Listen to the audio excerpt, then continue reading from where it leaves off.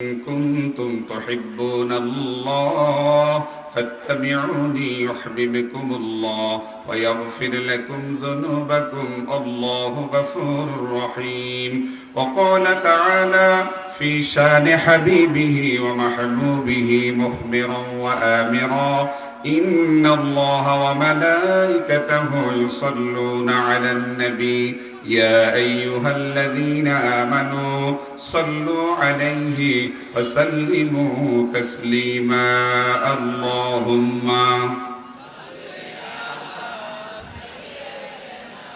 مولانا محمد وعلى آل سيدنا। নবীর সুপারিশ ছাড়া কি জান্নাতে যাওয়া যাবে? আরো জোরে বলেন না। সম্ভব? তাহলে দুরূদ শরীফ পড়েন না যে? কোন বক্তার আকর্ষণে আসছেন? তাহলে লাভ হইতো না, জিরো। এখনো সময় আছে, নিয়ত পরিষ্কার করেন।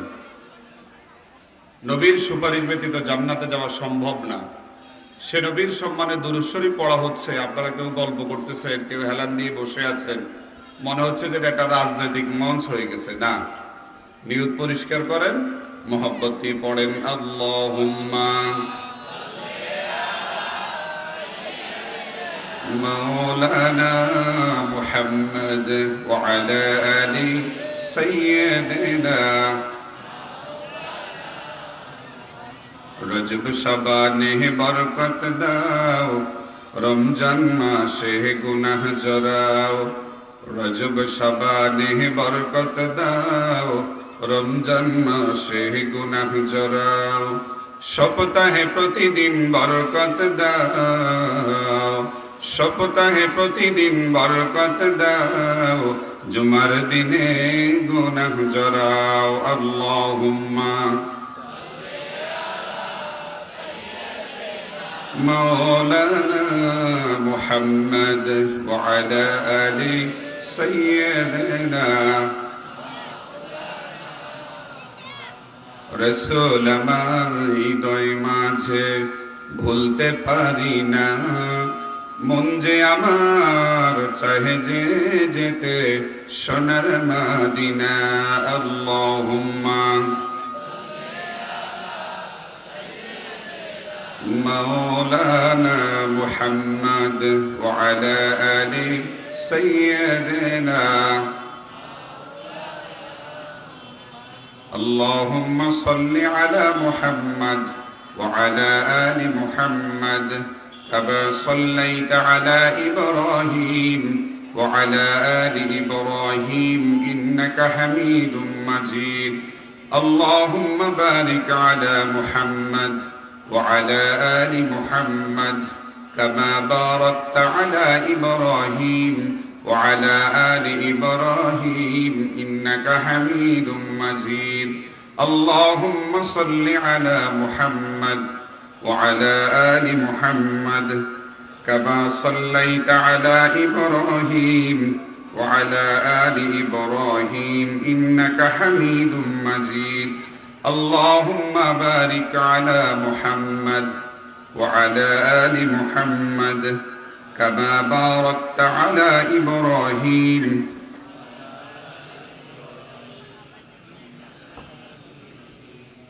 بسم الله الرحمن الرحيم لله تكبير الله أكبر। কামানখোলা নিউ উইনার্স ক্লাব ও পাঠাগারের যৌথ উদ্যোগে আয়োজিত অষ্টম বার্ষিক তাফসীরুল কোরআন মাহফিলের সম্মানিত সভাপতি জনাব হাজী মোহাম্মদ সফিউল্লাহ, সমাজ সেবক ও বিশিষ্ট ব্যবসায়ী, কামানখোলা বাজার, আজকের এই মাহফিলের প্রধান তাফসীরকারক, প্রখ্যাত আলেমে দ্বীন, বিশিষ্ট ইসলামী চিন্তাবিদ, গবেষক, মুহাদ্দিস রফিকুল্লাহ আফসারী সাহেব, সাবেক মুহাদ্দিস, ডেমুড্ডা হামিদিয়া কামিল মাদ্রাসা শরীয়তপুর, ভাষ্যকার, বাংলাদেশ টেলিভিশন ও বাংলাদেশ বেতার। আজকের এই মাহফিলের অন্যতম বিশেষ ওয়াইজ হযরত মাওলানা আব্দুল করিম সাহেব, আরবি প্রভাষক, লামসরি কারামতিয়া ফাজিল মাদ্রাসা লক্ষ্মীপুর, বিশিষ্ট ইসলামী চিন্তাবিদ হযরত মাওলানা নুরুল ইসলাম সাহেব, খতিব, কামানখোলা জামে মসজিদ, কোরআনুল করিম থেকে তেলাওয়াত করেছেন হাফেজ মাওলানা কারি জাকির হুসাইন, খতিব হযরত ইব্রাহিম খলিল, জামে মসজিদ লক্ষ্মীপুর। ইসলামী সঙ্গীত পরিবেশন করেছেন আমার অত্যন্ত শ্রদ্ধাভাজন প্রিয় ভাই, জাতীয় পুরস্কারপ্রাপ্ত শিল্পী জনাব আমজাদ হোসাইন রিয়াদ, এবং আপনাদের সবার ভালোবাসার হযরত মাওলানা মুবারক হোসাইন সহ আমাদের আরও একজন প্রিয় মানুষ, আমন্ত্রিত অতিথি মোহাম্মদ এনামুল হক বিশিষ্ট ব্যবসায়ী ঢাকা, মোহাম্মদ আবুল খায়ের বিশিষ্ট ব্যবসায়ী ঢাকা, হাজী মোহাম্মদ সেলিম বিশিষ্ট ব্যবসায়ী ঢাকা, কামরুজ্জামান সঞ্জু বিশিষ্ট ব্যবসায়ী ঢাকা, মঞ্চ উপবিষ্ট আমার ডানেই বসা অত্র ইউনিয়নের সাবেক সফল চেয়ারম্যান, আপনাদের সবার প্রিয়জন, আমার অত্যন্ত শ্রদ্ধাভাজন জনাব মোহাম্মদ কামরুজ্জামান সোহেল, মঞ্চে উপবিষ্ট আরও অনেক গণ্যমান্য সুদীজন, প্রিয়জন, ভালোবাসার মানুষজন, বিশেষ করে দালাল বাজার ইউনিয়ন জামাতের সেক্রেটারি সহকারে আরো অনেক গণ্যমান্য ব্যক্তিবর্গ আছেন যাদের নাম জানি না, কিন্তু আল্লাহ তো তাদের নাম জানেন। কি বলেন? আর সব চাইতে দামি হলো আপনারা যারা সামনে আছেন তারা, কারণ রফিকুল্লাহ আফসারির দাম নাই যদি আপনারা না থাকেন। ঠিক কিনা বলেন? উপস্থাপক আমার আরেকজন বড় ভাই হযরত মাওলানা নুরুল হুদা পরাণ সহ আরো একজন মানুষ আসছেন আমার এলাকা থেকে, হযরত মাওলানা মিজানুর রহমান দয়াল। এছাড়াও সবাইকে আন্তরিক মোবারকবাদ জানিয়ে আমার সময় যেহেতু সংক্ষিপ্ত, আমি গুরুত্বপূর্ণ একটা বিষয়ে কথা বলবো। আপনারা কি শুনতে রাজি আছেন? সবাই শুনতে রাজি আছেন? আর একটু হাত তোলেন, লাড়া দেন সবাই, বলেন আল্লাহু আকবার। আরো জোরে বলেন আল্লাহু আকবার। আরো জোরে বলেন আল্লাহু আকবার। ঘুম চলে যাইব, একটু তেজও হইব, আল্লাহ খুশি হইব। সুবহানাল্লাহ। ও আমাদের অত্র প্রতিষ্ঠানের সম্মানিত প্রধান শিক্ষক স্যারও আসছেন, আমি তো স্যারকে খেয়াল করি না। স্যার বসেন। তো সবাই কেমন আছেন? আমাদেরকে ভালো রেখেছেন কে? সুস্থ রেখেছেন কে? দীর্ঘ 1 বছর হায়াতে বারাকা দিয়েছেন কে? এবং নতুন বাংলাদেশে নতুন উদ্যমে আমাদেরকে কবুল করেছেন কে? যিনি আমাদেরকে এতগুলো নিয়ামত দিলেন। আলোচনার প্রারম্ভে আমরা সে রব্বুল আলামিনের শুকর গুজার করছি। আমরা সবাই পড়ছি আলহামদুলিল্লাহ। শুকরিয়া আদায় করলাম কার? খুশি হয়েছেন কে? বেজার হয়েছেন কে? সব সময় খুশি রাখবো কাকে? সব সময় বেজার রাখবো কাকে? মনে থাকবে সবার ইনশাআল্লাহ। আলোচনার প্রারম্ভে একটা দ্বীনি দাওয়াত দিয়ে আমি আমার আলোচনা শুরু করতে চাই। সেটা হলো, ফ্যাসিস্ট আওয়ামী লীগ সরকার বিগত 4টা বছর আমার বাড়ির মাহফিলটা করতে দেয় নাই। এটা অনেকে জানেন তো? মোটামুটি সবাই জানেন না? আমার বাড়িতেও কিন্তু আমি অনেক বড় একটা মাহফিল করতাম, এটার চাইতে কিছুটা হলেও বড়, কিন্তু বিগত 5 বছর 20, 21, 22, 23, 24 করতে পারি নাই। এবার করার নিয়ত করেছি ইনশাআল্লাহ। বলেন আগামী 19 এবং 20 ফেব্রুয়ারি, 19 এবং 20 ফেব্রুয়ারি আপনাদের সকলের প্রতি দিনই দাওয়াত থাকবে। আজকে যিনি প্রধান মেহমান রফিকুল্লাহ আফসারী সাহেব, উনি 19 তারিখের প্রধান মেহমান। আলহামদুলিল্লাহ বলেন। যে শিল্পীরা আপনাদেরকে সঙ্গীত শুনিয়েছেন উনারাও আমাদের মাহফিলে থাকবে। হাত তোলার দরকার নাই, বলেন যাবেন না ইনশাআল্লাহ? হাত তুলিয়েন না, বলেন ইনশাআল্লাহ। একটা গেট আপনাদের দালাল বাজারের দিঘির পাড়ে ভাইয়ের প্রতিষ্ঠানের সামনে দিমু, যদি ভাই বাধা না দেয়। গেট একটা দিতাম নি? ঠিক আছে, আল্লাহ কবুল করুক, বলুন আমিন। আমি একটা গুরুত্বপূর্ণ বিষয় আপনাদেরকে শোনাতে চাই, ভালো লাগবে, তবে আমার সাথে কথা বলতে হবে। সেটা হলো, আমরা ফরজই মানি না, আল্লাহর হাবিবের সাহাবীরা সুন্নত ছাড়ে না। আল্লাহু আকবার। আমরা ফরজই মানি না, আল্লাহর হাবিবের সাহাবীরা সুন্নতি ছাড়ে না। এবার বলেন, নবীর সুপারিশ ব্যতীত কি জান্নাতে যাওয়া যাবে? সম্ভব? তাহলে নবীর উম্মত হইল সেই ব্যক্তি নবীর মতের সাথে যার মতের মিল আছে। সুবহানাল্লাহ বলেন। আখিরি জামানার পয়গম্বর বিশ্বনবী মুহাম্মদুর রাসূলুল্লাহ সাল্লাল্লাহু আলাইহি ওয়াসাল্লামের সাহাবীরা মাশরুবাত, পানাহার, মালবুসাত, পোশাক পরিচ্ছদ, মাতউমাত, খাবার দাবার, সকল কিছুতেই আল্লাহর হাবিবের অনুসরণ করত। আওয়াজ করে বলেন না সুবহানাল্লাহ। এমন কোন সুন্নাহ নাই যে সুন্নাহটা আল্লাহর হাবিবের সাহাবীরা পালন করত না। কিন্তু আমরা এমন উম্মত, সুন্নাত তো দূরের কথা, ওয়াজিব তো দূরের কথা, আমরা ফরজই মানি না। কথা বলেন ঠিক কিনা? অথচ আল্লাহর হাবিবের মতের সাথে যার মত মিল হবে তার নামই হবে উম্মত। রাসূল আমার মাশরুবাত কিভাবে পানাহার করেছেন, রাসূল আমার মালবুসাত কিভাবে পোশাক পরেছেন রাসূল আমার মাতউমাত কিভাবে খাবার দাবার খেয়েছেন, সকল কিছু আল্লাহর হাবিবের সাহাবীরা অনুসরণ করতেন। তেমনি ভাবে আমি তিনটা উদাহরণ আপনাদেরকে দিব ইনশাআল্লাহ। কোরআনুল কারীম থেকে আমি তেলাওয়াত করেছি, লাকাদ কানা লাকুম ফি রাসূলিল্লাহি উসওয়াতুন হাসানা। ও দালাল বাজার এলাকার জনগণ ও আমার ভালোবাসার মানুষেরা, গভীর মনোযোগ দেন। আল্লামা সাইদি আমাদের জন্য অনুসরণীয় নয়, জিয়াউর রহমান সাহেব আমাদের জন্য অনুসরণীয় নয়, শেখ মুজিবুর রহমান সাহেব আমাদের জন্য অনুসরণীয় নয়, কোন হুজুর কোন বক্তা আমাদের জন্য অনুসরণীয় নয়। আমাদের জন্য অনুসরণীয় হলো মুহাম্মদ সাল্লাল্লাহু আলাইহি ওয়াসাল্লাম। চিৎকার করে বলেন না আল্লাহু আকবার। এটা সেটিং করে দিয়েছেন ১৫০০ বছর পূর্বে আমার আল্লাহ। চিৎকার করে আরো একবার বলেন আল্লাহু আকবার। দেখেন কিভাবে আল্লাহর হাবিবের সাহাবীরা নবীজির সুন্নাহগুলোকে কিভাবে অনুসরণ করে। আখিরি জামানার পয়গম্বর বিশ্বনবী মুহাম্মদুর রাসূলুল্লাহ সাল্লাল্লাহু আলাইহি ওয়াসাল্লামের একজন সাহাবীর নাম হলো হুযায়ফা ইবনুল ইয়ামান।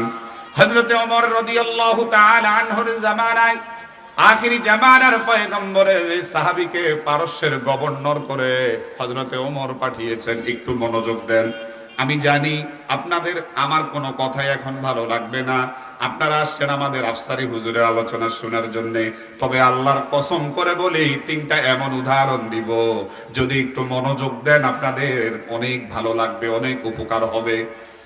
হযরত ওমর পারস্যের গভর্নর করে হুযায়ফা ইবনুল ইয়ামানকে যখন পাঠালেন, হযরতে হুযায়ফা ইবনুল ইয়ামান পারস্যের রাজ দরবারে ঢোকার পরে দেখতে পাইলেন লাল গালিচা সংবর্ধনা। সকল কার্যক্রম শেষ করে নবীজির সাহাবী হযরতে হুযায়ফা ইবনুল ইয়ামান বলল, আমার জন্য খাবারের যখন ব্যবস্থা করবেন তার পূর্বে আমার জন্য একটা দস্তরখানের ব্যবস্থা করেন। চিৎকার করে বলেন না আল্লাহু আকবার। যদি প্রশ্ন করা হয় আরিফ নিয়াজি আপনি নিজে দস্তরখান ব্যবহার করেননি, জবাব আসবে না। আমি নিজে এই আমলটা করতে পারি না, কিন্তু বুঝানোর জন্য বলছি। আমরা ফরজে মানি না, কিন্তু আল্লাহর হাবিবের সাহাবীরা নবীর সুন্নাহ পর্যন্ত ছাড়ে না। দস্তরখান এটা ফরজ নয়, দস্তরখান এটা ওয়াজিব নয়, দস্তরখান এটা সুন্নতে মুআক্কাদা নয়, দস্তরখান এটা হলো সুন্নতে জায়েদা। হিকমত হলো পড়ে যাওয়া খাবার যদি আপনি তুলে খেয়ে ফেলেন। তিরমিজির বর্ণনায় আল্লাহর হাবিব বলেছেন, আল্লাহর দেয়া নেয়ামত খাবার যখন পড়ে যায়, সে খাবার যদি আপনি তুলে খেয়ে ফেলেন, এক নম্বরের শিক্ষা, আমার আল্লাহ আপনার কলবের মধ্যে নূর পয়দা করে দিবে। জোরে বলেন না সুবহানাল্লাহ। এই পৃথিবীতে যত ঝামেলা তিনটা কারণে, একটা হলো খাবার, আরেকটা হলো আরামে বসবাস, আরেকটা হলো ক্ষমতা। ওরা কথা কয় না, বাস্তব কিনা? যত মারামারি, যত কষ্ট, যত হানাহানি, যত হিংসা, যত বিভেদ, শুধু একটু খাবার উপার্জনের জন্য, রিজিকের জন্য, একটু আরামের জন্য, আর হলো এই চেয়ারের জন্য। সব চাইতে মারাত্মক হলো এই চেয়ার। যে যখন চেয়ারে সে তখন গিয়ারে। ওরা কথা কয় না। জনগণের মানুষ মনে করে না, সময়ের ব্যবধানে লাঠি দিয়ে তাদেরকে চেয়ার থেকে যিনি নামিয়ে দেন, চিৎকার করে বলেন না তার নাম কি?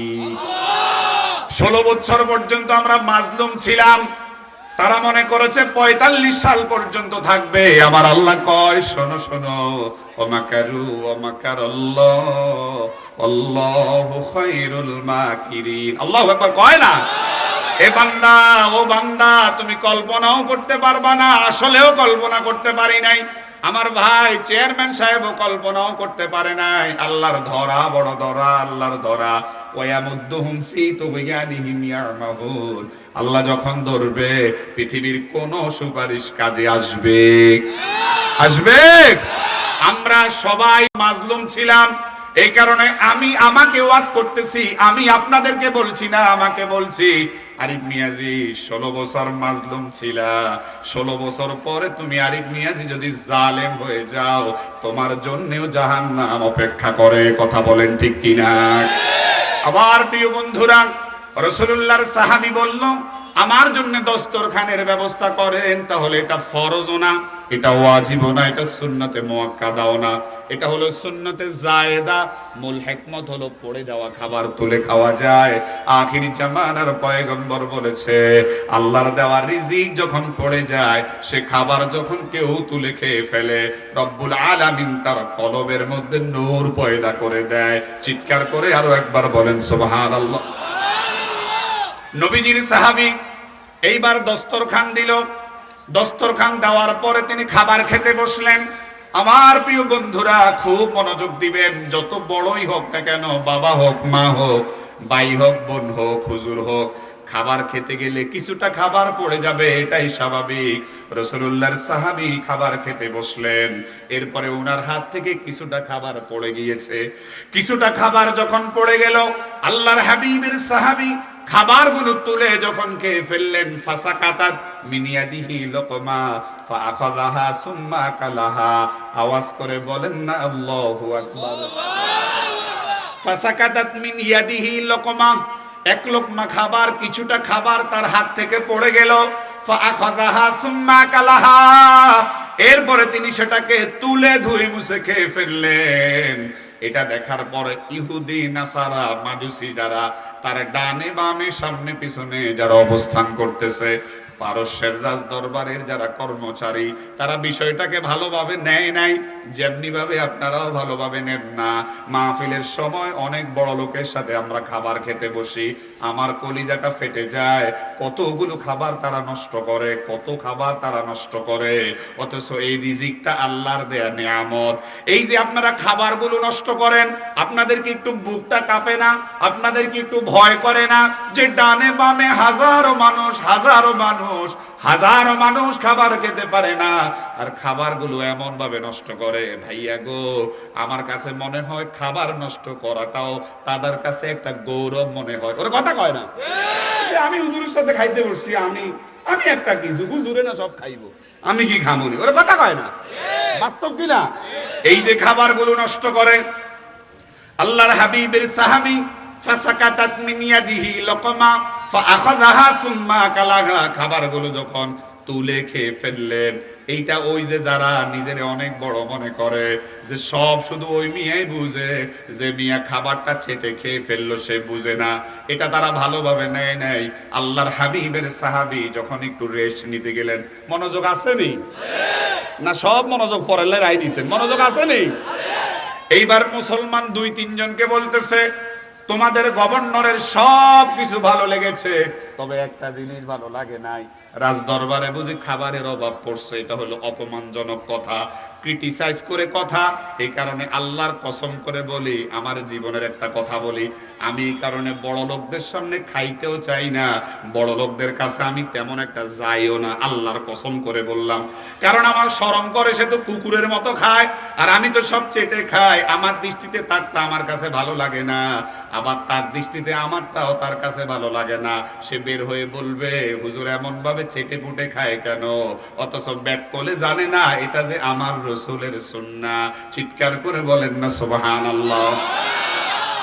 এইবার আল্লাহর হাবিবের সাহাবী একটু রেস্ট নিতে গেলেন, মুসলমান দু তিনজন গিয়ে বলল, ও হুযায়ফা ইবনুল ইয়ামান, রাজদরবারের সবার কর্মচারীদের সবার কথা হলো, আপনি আসার পর থেকে আপনার সকল কিছু ভালো লাগছে, তবে আপনার একটা জিনিস ভালো লাগে নাই। আল্লাহর হাবিবের সাহাবী বলে, কি ভালো লাগে নাই? বলতেছে, তারা বলতে চায়, রাজদরবারে বুঝি খাবারের অভাব পড়েছে, সামান্য এক লোকমা খাবার পড়ে গিয়েছে, আপনি এটা কেন তুলে খেয়ে ফেললেন? এটা তাদের কাছে ভালো লাগে নাই। আল্লাহর হাবিবের সাহাবী চোখের পানি ছেড়ে দিয়ে রাগান্বিত ভাব নিয়ে বলল, আতরুকু সুন্নাত হাবিবি লিহাউলাইল হুমাকা। ও মুসলমানেরা, ওই নির্বোধ ব্যাককল অপদার্থদেরকে জানিয়ে দিও তাদের খুশির জন্য, আতরুকু, আমি কি ছেড়ে দিব সুন্নাত হাবিবি, আমার হাবিবের সুন্নাত, লিহাউলাইল হুমাকা, আমি কি ওই নির্বোধ ব্যাককল অসভ্যদের কথায় আমার রাসূলের একটা সুন্নাহ ছেড়ে দিব? না না না, জীবন চলে যাবে, আমি আমার রাসূলের একটা সুন্নাহও ছেড়ে দিতে পারবো না। জোরে বলেন না সুবহানাল্লাহ। কথা মনে বুঝেন না, এটা ভাই সুন্নতে মুআক্কাদাও না, এটা হলো সুন্নতে জায়েদা, এটা সুন্নতে এটার কথা হলো পড়ে যাওয়া খাবার তুলে খেয়ে ফেলতে হয়। আল্লাহর দেয়া নেয়ামত, এই পৃথিবীতে রিজিকের জন্য আমাদের সকল কিছু, কিন্তু পাশ্চাত্য সভ্যতার অনুসরণ যারা করে, সভ্য নামের অসভ্য যারা, প্রগতিশীল নামের মূর্খ যারা, তারা বলে পড়ে যাওয়া খাবার তুলতে হয় না, পড়ে যাওয়া জিনিস তুলতে হয় না। এ কথা তারা বলে কিনা? বলে। আমি একটা কথা সব জায়গার মধ্যে বলি, সব পড়ে যাওয়া জিনিস যদি না তুলে তাহলে বেজাল আসেনি? কথা বলেন না, আছে কিনা? ম্যাডাম আর স্বামী দুইজনে গেছে বাচ্চা নিয়ে পার্কে। কোথায় গেছে? বৃষ্টির দিন, পিচ্ছিল রাস্তা। ম্যাডাম হলো একটু শর্ট, পায়ে দিছে হিলস জুতা। শিক্ষণীয় বিষয়, সব পড়ে যাওয়া জিনিস যদি না তোলেন বেজাল। সুন্নাহ শিখাচ্ছি, সুন্নাহ। এইবার ছোট বাচ্চার হাতে ছিল একটা চকলেট। আপনারা তো বাচ্চাদেরকে শুধু মারেন, কিছু সুন্নাহ নিয়ে যান। রফউল কলামি আনিস সালাসা, 3 স্তরের মানুষের উপর আল্লাহর কলম চলে না। এর মধ্যে এক স্তর হলো নাবালেগ বাচ্চারা। নাবালেগ বাচ্চাগুলোকে আদর করবেন, আল্লাহ এবং তার রসুল খুশি হয়ে যাবে। জোরে বলেন না সুবহানাল্লাহ। তো বাচ্চার হাতের মধ্যে চকলেট ছিল, চকলেটটা পানির মধ্যে পড়ে গেছে। বাচ্চা তো কান্না করতেছে। এবার যখন এই চকলেটের জন্য কান্না করতেছে, বাবা বলতেছে, সন্তান কান্না করিস না, পড়ে যাওয়া জিনিস তুলতে নাই, কিছুক্ষণ পরে বাবার সামনে গিয়ে তোরে চকলেট, নতুন চকলেট কিনে দিব। তো বাচ্চা তো আর কান্না থামে না, কান্না করতে করতে সামনে যাইতেছে। এখন কিছুক্ষণ পরে, সামনে যাওয়ার পরে, ম্যাডামের কথা মনে আছে রে, 5 ইঞ্চি উঁচা হিল জুতা পরছে, একটু উঁচা দেখা যাওয়ার জন্য একটু সামনে গেছে, আর ম্যাডাম তো সিট ফাটামে পড়ে গেছে। এখন স্বামী গেছে তুলতে, হাত ধরে তুলতে। মনে রাখবেন, আল হিফযু ফিস সিগার কান্নাফসি ফিল হাজার, ছোটকালের মুখস্থ যেন পাথরে খোদায়। আল্লাহু আকবার কয় না? এখানে ছোটকালে শুধু গান শিখাইয়েন, ছোটকালে শুধু মোবাইল দিয়ে, ছোট বাচ্চারা যা শিখবে তাই পাথরে খোদাইয়ের মতো মুখস্থ হয়ে যাবে। আল্লাহু আকবার বলেন। কিছুক্ষণ আগে বাবা কি বলছে? পড়ে যাওয়া জিনিস তুলতে নাই, পড়ে যাওয়া জিনিস তোমার নতুন চকলেট কিনে দিব। বাচ্চা তো ছোট। এবার কিছু দূর সামনে গেছে, আর মা তো চিটপাটাং হয়ে পড়ে গেছে, বাবা গেছে তুলতে। বাচ্চা এবার বলে, বাবা কিছুক্ষণ আগে না আপনি বলছেন যে পড়ে যাওয়া জিনিস তুলতে নাই, সুতরাং এটা তোলার দরকার নাই, নতুন একটা মা আপনিও নতুন করে নিয়ে নিয়েন। তাহলে বোঝা গেল সব পড়ে যাওয়া জিনিস যদি না তুলে বেজাল আসেনি? আছে কিনা? সুতরাং আল্লাহর হাবিবের সুন্নাহ হলো, আমরা সবাই চেষ্টা করব যে রসুল যা আমাদেরকে বলেছে, মালবুসাত পানাহার, মালবুসাত মাতউমাত মাশরুবাত, পোশাক পরিচ্ছদ, পানাহার, খাবার দাবার, রসুল যেভাবে খেয়েছেন আমরা সেইভাবে করব। রাজি আছেন সবাই? একটু জিকির করেন, আর সামনের দিকে আসেন। লা ইলাহা লা ইলাহা, আর জোরে লা ইলাহা। খালি জায়গাগুলো পূরণ করেন না, নড়ে চড়ে বসেন না রে ভাই। লা ইলাহা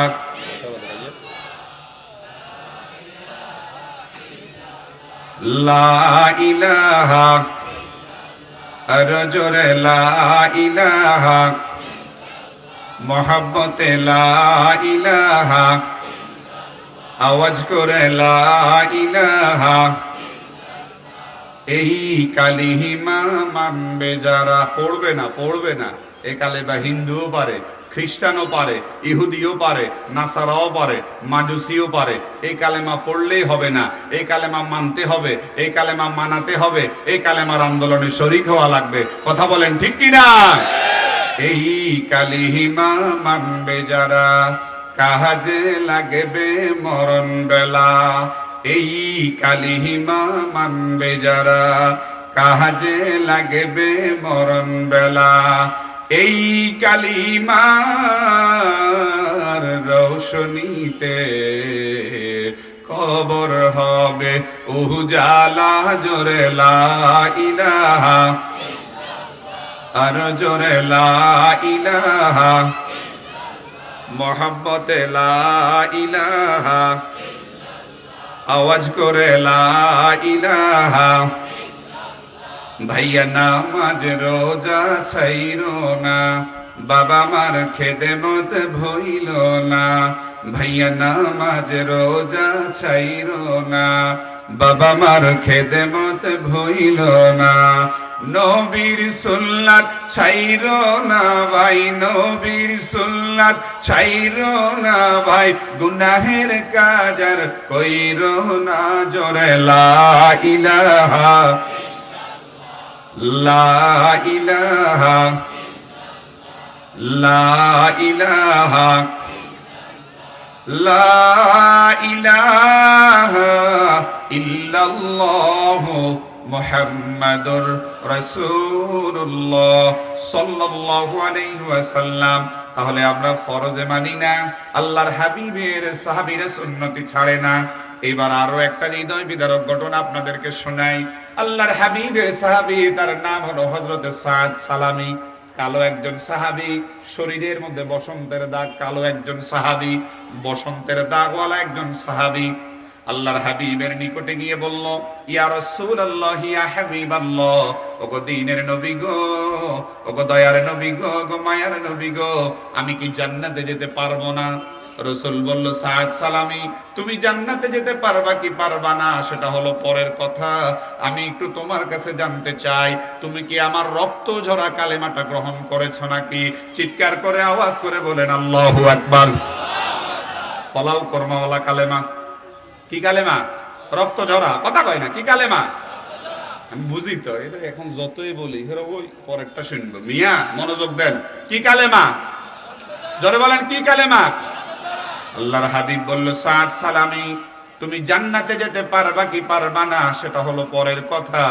আমি তোমার কাছে জানতে চাই, তুমি কি আমার রক্ত ঝরা কালেমাটা গ্রহণ করেছো নাকি? হযরত সাদ সালামি জবাব দিয়ে বলল, ইয়া রাসূলুল্লাহ, ইয়া হাবিবাল্লাহ, ওয়াল্লাযী বা'আসাকা বিল হাক্কি নাবিয়্যা, লাকাদ শাহিদতু আল্লা ইলাহা ইল্লাল্লাহ ওয়া আন্না মুহাম্মাদান আবদুহু ওয়া রাসূলুহু ক্বাবলা আন আজলিসা ফি হাযাল মাজলিস বিসামানিয়াতি আশহুর। চিৎকার করে বলেন আল্লাহু আকবার। ও হাবিব, একদিন নয়, দুই দিন নয়, এক মাস নয়, 2 মাস নয়, কবলা পূর্বে আন আজলিসা ফি হাযাল মাজলিস বিসামানিয়াতি আশহুর। সামানিয়াতুন মানে 8। ওগো আমার হাবিব, 1 মাস নয়, 2 মাস নয়, 3 মাস নয়, দীর্ঘ 8 মাস পূর্বে আমি আপনার কদমের সামনে এসে রক্ত ঝরা কালেমা গ্রহণ করেছি। সাদ সালামি, তাহলে এবার বলো, তুমি জান্নাতে যেতে পারবা না, তোমার ভয় কেন? একটু মনোযোগ দেন ভাই, একটু মনোযোগ দেন। সাদ সালামি বলতেছে, হুজুর, আমি জান্নাতে যেতে পারবো না, আমার ভয় হয়। নবী বলল, তুমি কি কারণে জান্নাতে যেতে পারবা না? হযরতে সাদ সালামি বলল, ইয়া রাসূলুল্লাহ, ইয়া হাবিবাল্লাহ, দীর্ঘ 8 মাস পূর্বে আমি যখন কালেমা গ্রহণ করেছি, কালেমা গ্রহণ করার পর হতে আমি আপনার একটা সুন্নাতকেও ছেড়ে দেই নাই। চিৎকার করে আওয়াজ করে বলেন আল্লাহু আকবার। কিন্তু আমি কালো হওয়ার কারণে, গরীব হওয়ার কারণে, শরীরের মধ্যে বসন্তের দাগ হওয়ার কারণে আমি আপনার একটা সুন্নাত আদায় করতে পারি নাই। এই কারণে আমার ভয় হয়, আমি জান্নাতে যেতে পারবো কি পারবো না। আল্লাহর হাবিব বলল, সাদ সালামি, কোন সুন্নাহটা তুমি আদায় করতে পারো নাই? তিরমিজি 2য় খণ্ডের বর্ণনায় আল্লাহর হাবিব বলেছেন, আন-নিকাহু সুন্নতি, মান রাগিবা আন সুন্নতি ফালাইসা মিন্নি। বিবাহটা হলো আমার একটা প্রিয় সুন্নাহ বলেছেন নবী। আওয়াজ করে বলেন আল্লাহু আকবার।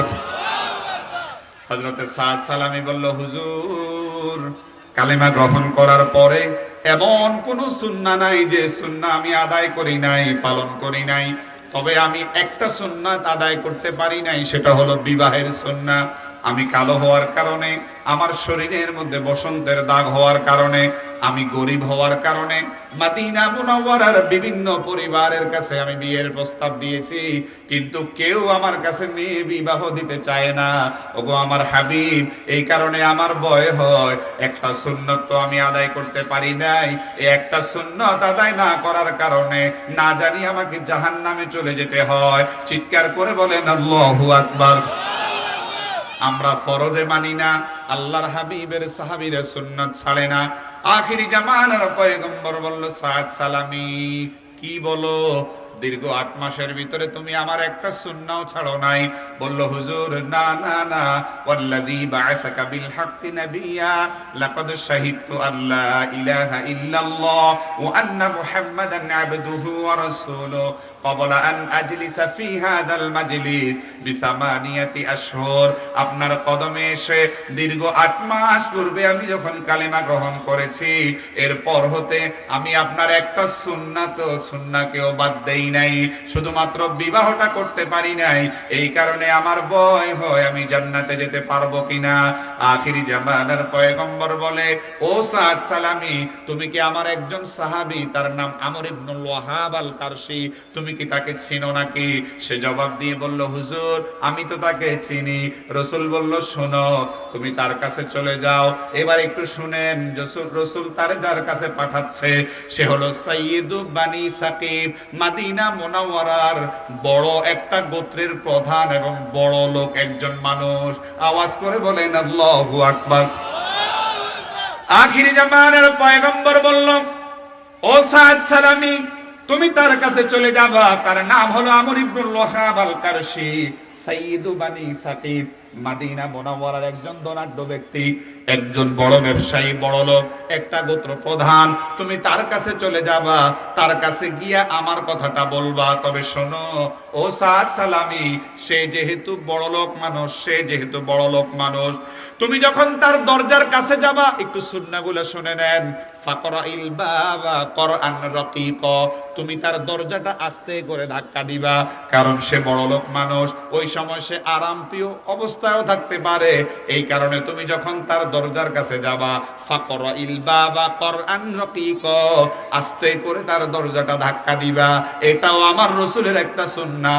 আওয়াজ করে বলেন আল্লাহু আকবার। আর আমরা কি করি? দরজার কাছে গিয়ে এমন জোরে লাথি দিই, ভিতরে যদি মহিলা থাকে, ছোট বাচ্চারা থাকে, তারা চিৎকার দিয়ে উঠে, মনে হয় যেন ডাকাইতেছে। আসলে হুজুর গেছে, আসলে কে গেছে? ওই যে রাসূলুল্লাহর সুন্নাহ না থাকার কারণে। ফাকরাইল বাবা কোরআন রাকিক, তুমি দরজার কাছে গিয়ে আস্তে করে ধাক্কা দিও। এটা আল্লাহর হাবিবের সুন্নাহ। চিৎকার করে বলেন না সুবহানাল্লাহ। একটা সুন্নাহ নেন না যে দরজার পাশে গিয়ে আস্তে করে দরজা ধাক্কা দিবেন। এটার কারণ হলো সে বড় লোক মানুষ, আরাম প্রিয় মানুষ, তখন সে রেস্টেও থাকতে পারে। তো তাদের আমলে যদি এই সুন্নাহটা হয়ে থাকে, আর আমগো দেশের বড় লোক তো মোটামুটি 100-এর মধ্যে 90% হলো হারামখোর, ঘুষখোর, সুদখোর।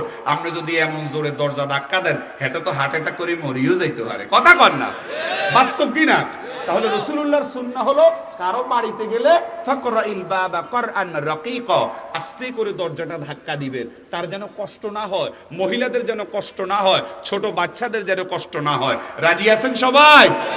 সালাম দিবেন, আস্তে করে দরজা ধাক্কা দিবেন। কারণ বেশিরভাগ বড় লোক যারা, তাদের হার্টটা কিন্তু একটু দুর্বল থাকে। কথা কয় না?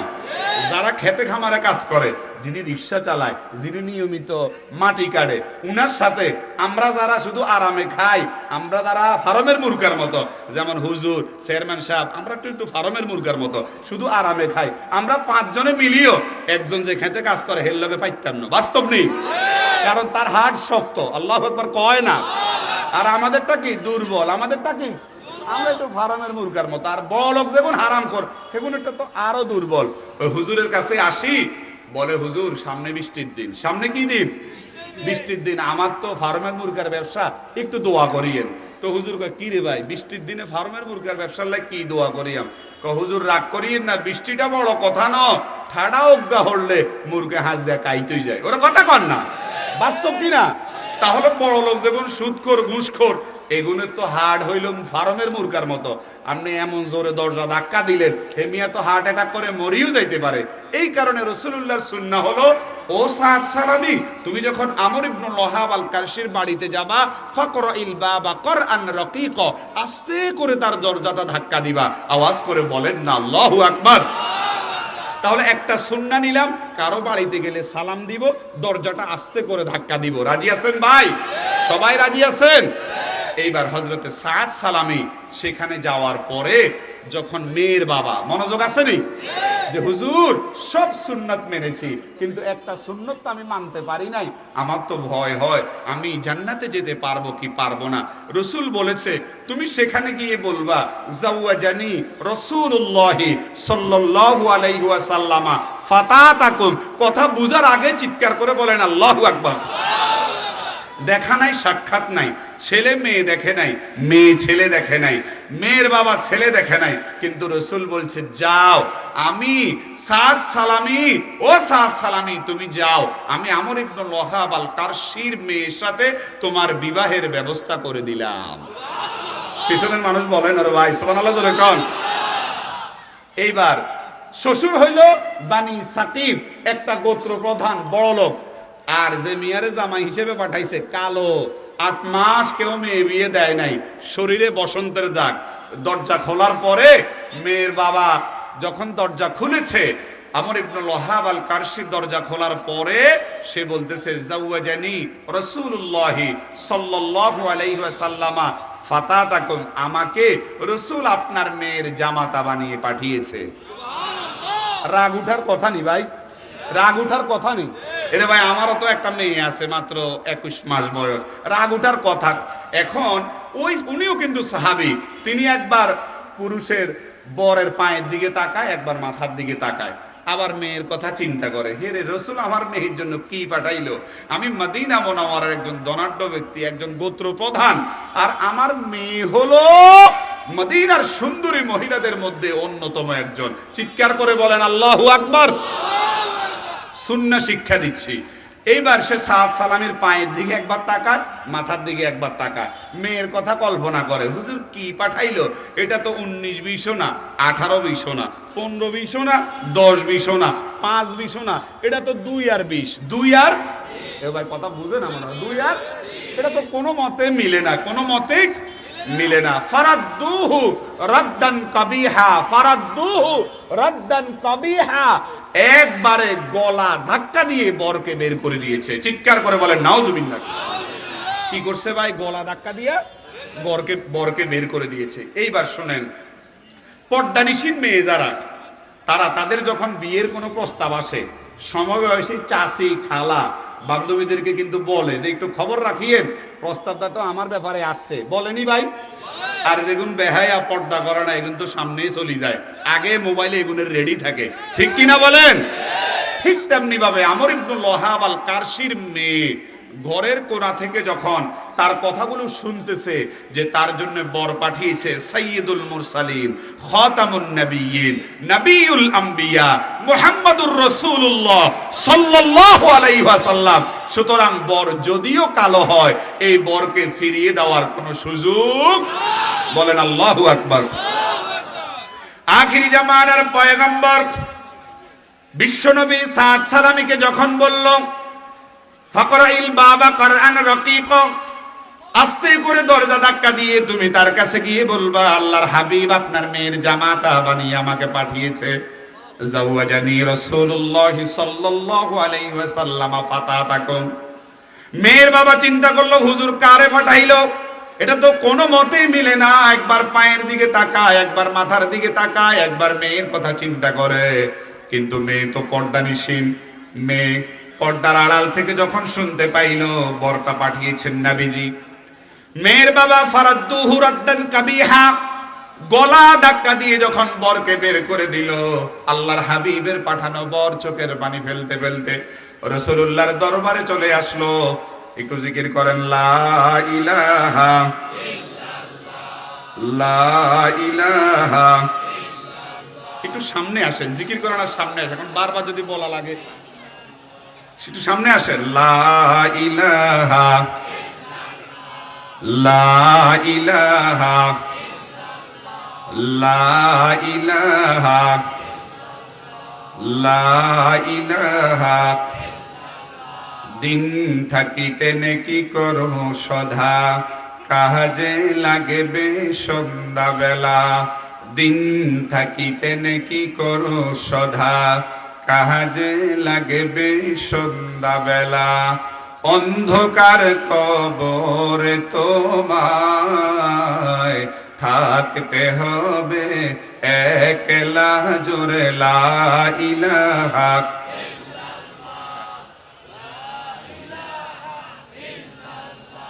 লা ইলাহা লা ইলাহা ইল্লাল্লাহু মুহাম্মাদুর রাসূলুল্লাহ সাল্লাল্লাহু আলাইহি ওয়াসাল্লাম ফারাদ্দুহু রাদ্দান কবিহা। গলা ধাক্কা দিয়ে যখন বের করে দিল, হযরতে সাদ সালামি রাসূলুল্লাহর দরবারে চলে গেল।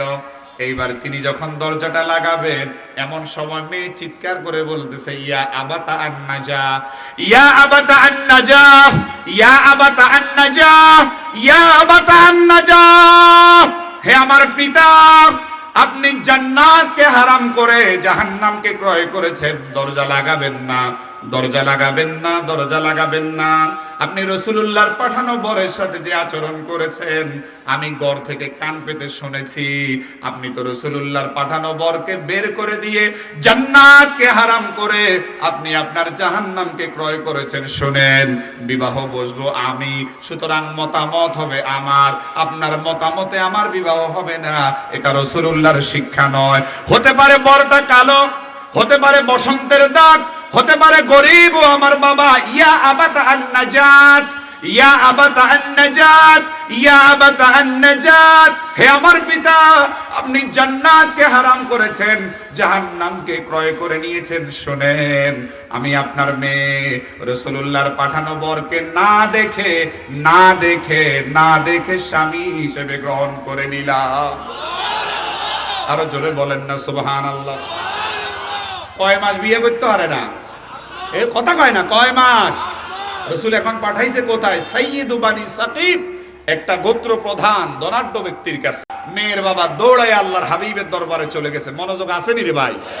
এরে ভাই, হুজুর আসবো, হুজুর আসবো। ভাই রে, হুজুর আসবো রে ভাই, হুজুর আসবো, একটু মনোযোগ দেন। হুজুর আসবো রে ভাই, একটু আমার দিকে তাকান।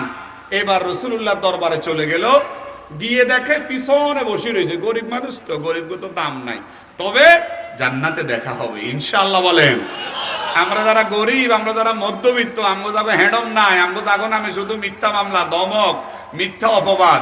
তোমাদের সাথে দেখা হবে ইনশাআল্লাহ। তখন বুঝা যাইব কারমা আছে, কারমা। ওই কোনার মধ্যে বসে রয়েছে আমর ইবনুল ওয়াহাব। রাসূলুল্লাহর দরবারে গেছে। আল্লাহর হাবিব বলল, আমর ইবনুল ওয়াহাব, আমার পাঠানো বরকে তুমি অপমান করে বের করে দিয়েছো। চোখের পানি ছেড়ে দিয়ে বলল, ইয়া রাসূলুল্লাহ, ইয়া হাবিবাল্লাহ, ওগো দ্বীনের নবী গো, ওগো দয়ার নবী গো, ওগো মায়ার নবী গো, আমি ভুল করে ফেলেছি, আমাকে ক্ষমা করে দেন। আমি ভুল করে ফেলেছি, আমাকে ক্ষমা করে দেন।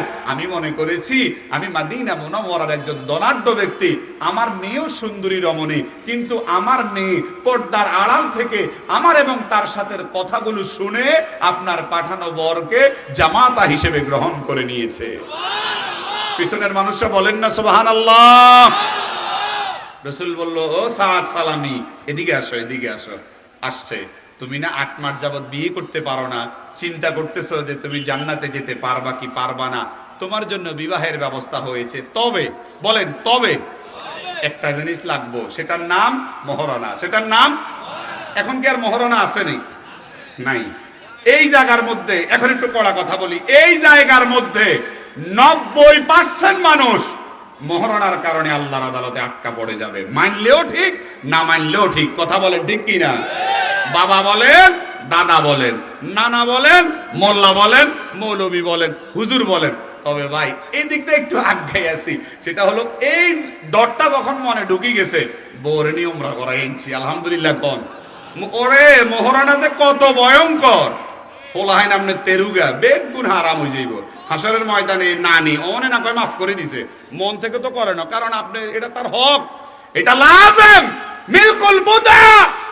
মহিলার মালিকানা নিতে হলে আগে মহরানা দিতেই হবে।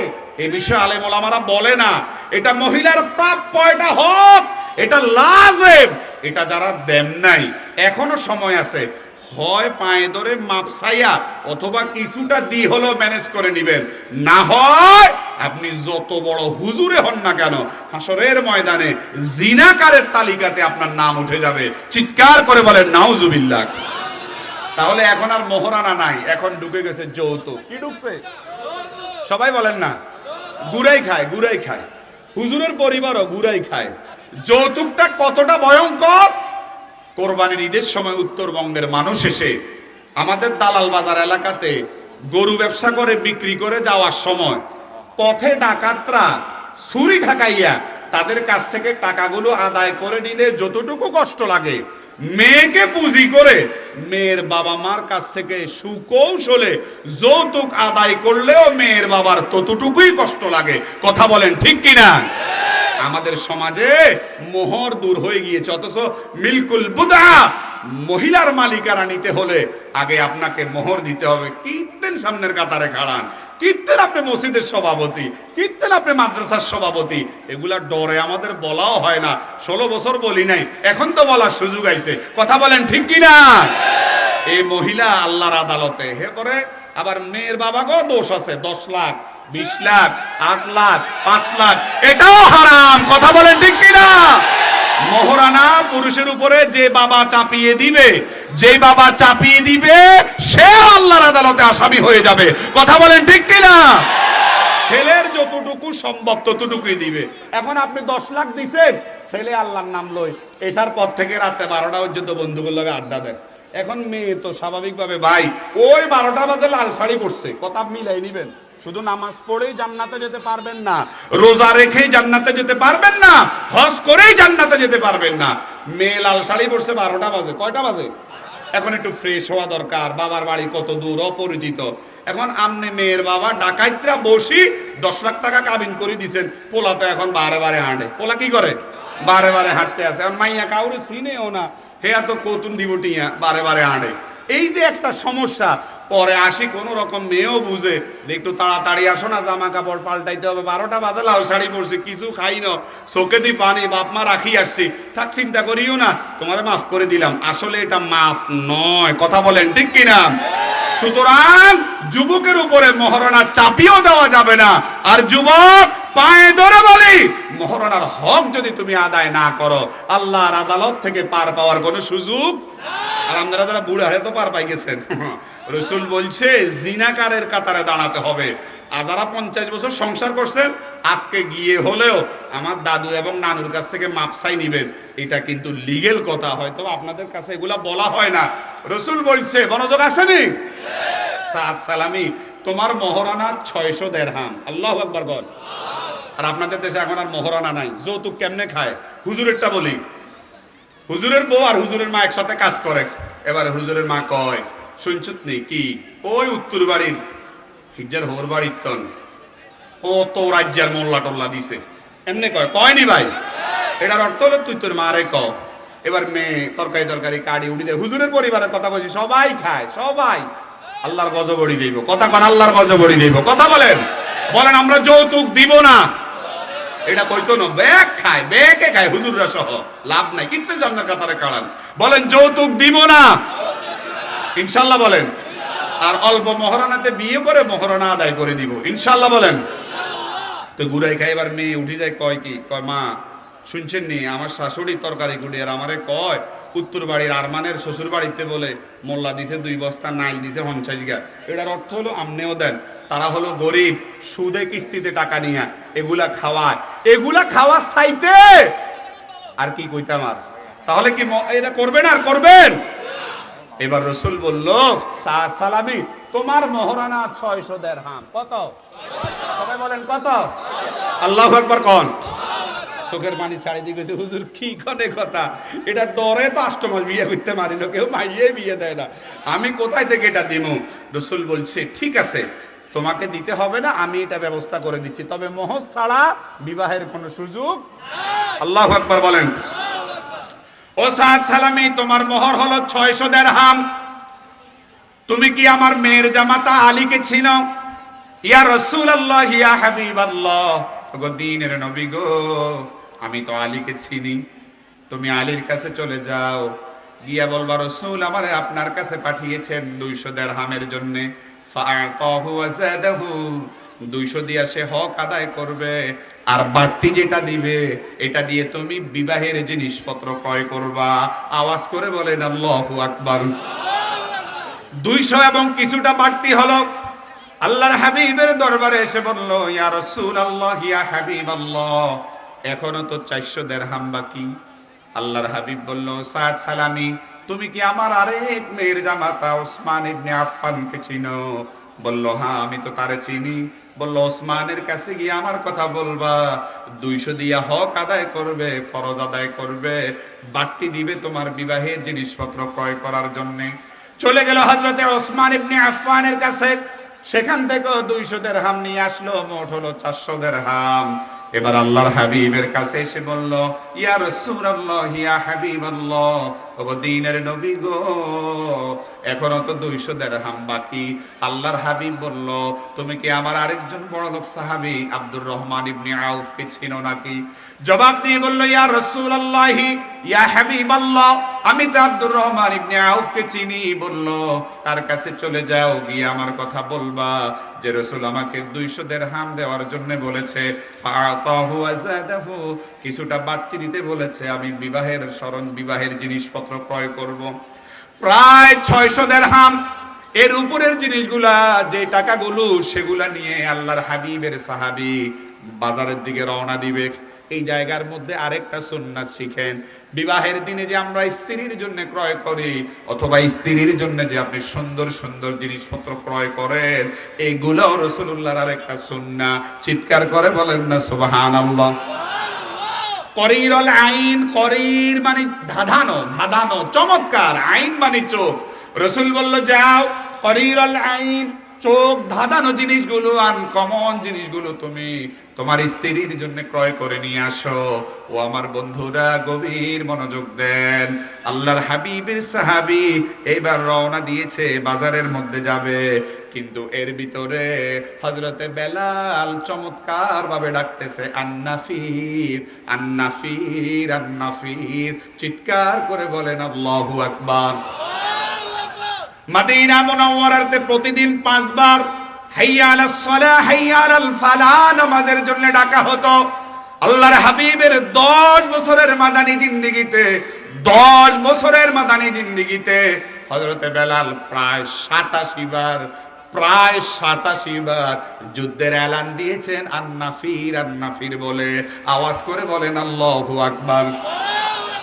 আর এখন যদি অন্যায়ের বিরুদ্ধে কথা বলা হয়, তখনই বলা হয় আমরা মৌলবাদী। 16টা বছর এটা বলে গিয়েছেন, অথচ প্রায় 87টা যুদ্ধে মদিনার 10 বছরে আল্লাহর হাবিব অংশগ্রহণ করেছেন। চিৎকার করে আরো একবার বলেন আল্লাহু আকবার। চোখ ধাঁধানো, করিরুল আইন, চোখ ধাঁধানো জিনিসপত্র ক্রয় করতে যাবেন, দুলামিয়ার সাথে সজ্জিত হয়ে রাত্রিবেলা বাসর করে যাবেন, কারণ life is not a bed of roses. কিন্তু যখনই হযরতে বেলাল আওয়াজ করতেছে, আন্নাফির, আন্নাফির, আন্নাফির, এই আন্নাফির হলো যুদ্ধের এলান। হযরতে সাদ সালামি চোখের পানি ছেড়ে দিয়ে আকাশের দিকে তাকাইয়া বলল, ফারাফা রাসাহু ইলাস সামা, আকাশের দিকে তাকিয়ে চোখ থেকে পানি বের করে বলল, আল্লাহ, আমার নসিবে, আমার ভাগ্যে তো বিবাহ নাই। 8 মাস যাবত আমি চেষ্টা করেছি, কেউ আমার কাছে মেয়ে বিবাহ দেয় না। আমার রাসূল আমার জন্য বিবাহের ব্যবস্থা করেছে, আমার মহরানার ব্যবস্থা করে দিয়েছে। আমি এখন জিনিসপত্র ক্রয় করার জন্য বাজারে যাব, কিন্তু হযরতে বেলাল বলতেছে, আন্নাফির, আন্নাফির, আন্নাফির, মানে হলো যুদ্ধের এলান। ওগো আল্লাহ, ফারাফা রাসাহু ইলাস সামা, আরশের দিকে মাথাটা উঠাইয়া বলতেছে, আল্লাহ, আমার নবী যাবে যুদ্ধের ময়দানে, আর আমি যাব দুলামিয়ার সাজে সজ্জিত হয়ে বাসর ঘরে। এটা কোনো দিনও হতে পারবে না, কোনো দিনও হতে পারবে না। আমার বিবাহ করার কোনো দরকার নাই, আমি আমার রাসূলের সঙ্গে যুদ্ধের ময়দানে যেতে চাই। ইয়া আল্লাহ, এই যে টাকাগুলো আমাকে দিয়েছে, এইগুলো দিয়ে আমি যুদ্ধের সরঞ্জামাদি, তলোয়ার সহ লোহার বর্ম ক্রয় করব, যে মিয়া ধুলা মিয়ার সাজে সজ্জিত হয়ে বাসর ঘরে যাওয়ার কথা। আর নাফির শোনার পরে সেটা বাদ দিয়ে বাজার থেকে যুদ্ধের সরঞ্জামাদি ক্রয় করে এইবার তিনি যুদ্ধের ময়দানে চলে গেল। অন্য সাহাবীরা বলতেও পারবে না, কালো একজন সাহাবী যুদ্ধ করতে করতে ঘোড়ার পিঠ থেকে যখন পড়ে গেল, লোহার বর্মটা ভেঙে যখন তার হাতটা বের হয়ে গেল, আল্লাহর হাবিবের সাহাবীরা এবার চিনতে পারলো, কারণ সে এমন কালো সাহাবী ছিল, চামড়া এমন কালো ছিল, অন্যদের চাইতে আরো বেশি কালো ছিল।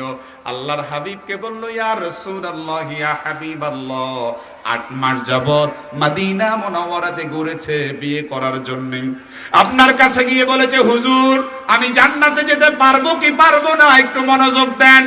8 মাস যাবত ফরজ তো ছাড়িয়ে নাই, ওয়াজিব তো ছাড়িয়ে নাই, সুন্নতে মুআক্কাদাও আমি ছাড়ি নাই। ওগো আমার রাসূল, মাত্র একটা সুন্নাত আমি আদায় করতে পারি নাই, সেটা হলো বিবাহ। রাসূল বলল, তুমি কি আমার রক্ত ঝরা কালেমা গ্রহণ করেছো নাকি?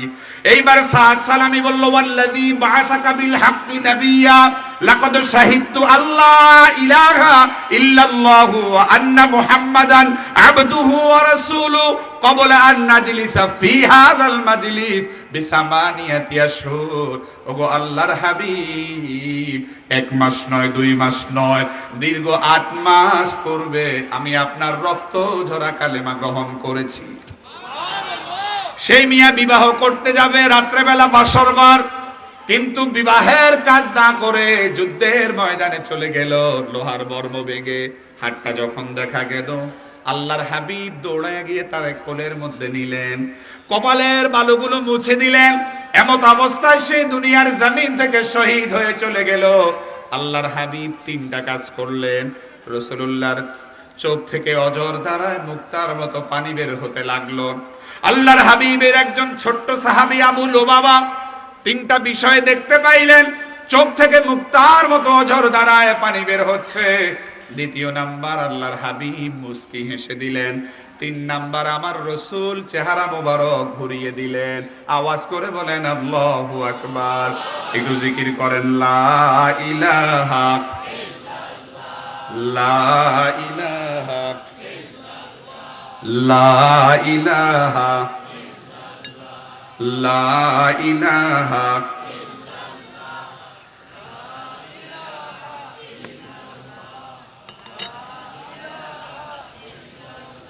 লা ইলাহা।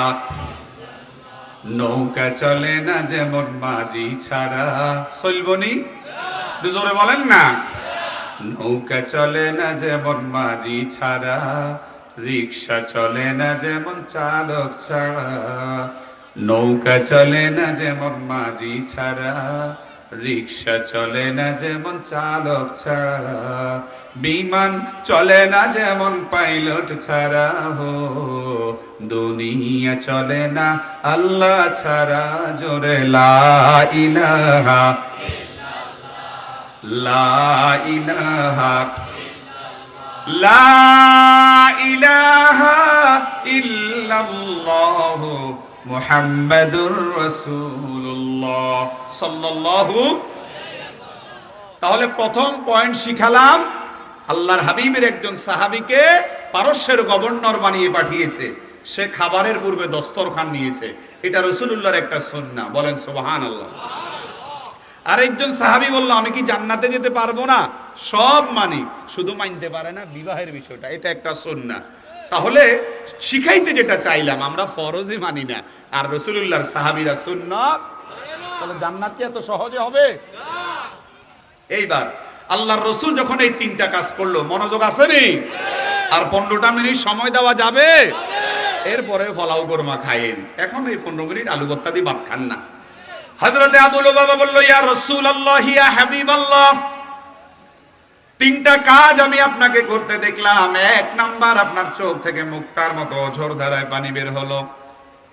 রাসূল নিজে চোখের পানি ছেড়ে দিয়ে বলল, আমার সাহাবী শোনো, আমার সাহাবী এত মায়া নিয়ে আমাকে বলেছে যে সে বিবাহ করতে পারে না, তার বিবাহের ব্যবস্থা করলাম, কিন্তু সে আমাকে না জানিয়ে যুদ্ধের ময়দানে চলে আসছে, এটা আমি বুঝতে পারি নাই।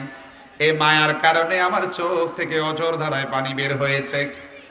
2 নাম্বার, আমি কেন মুস্কি হেসে দিলাম? মদিনা মুনাওয়ারার জমিন থেকে আমি আমার সাদ সালামীর জান্নাতের প্রাসাদ এমন ভাবে দেখতে পাইলাম, যার কারণে আমি মুস্কি হেসে দিলাম। আওয়াজ করে বলেন আল্লাহু আকবার। 3 নাম্বার হলো আমার সাহাবী, শোনো, আমার সাদ সালামি প্রথম যখন বিবাহের প্রস্তাব নিয়ে গিয়েছে, আমর ইবনুল ওয়াহাব তাকে রিজেক্ট করে দিয়েছে, পাত্তা দেয় না, অপমান করে বের করে দিয়েছে। অথচ আমি মদিনার জমিন থেকে দেখতে পাইলাম আরশের সকল জান্নাতি দরজাগুলো খুলে গিয়েছে, জান্নাতের হুরগুলো, রমণীগুলো আমার সাদ সালামিকে আমার কোল থেকে নেওয়ার জন্য এমন পাগল পারা হয়ে দৌড়ানো শুরু করেছে। তাদের দৌড়ের কারণে তাদের সামনের কাপড়গুলো সরে যাচ্ছে।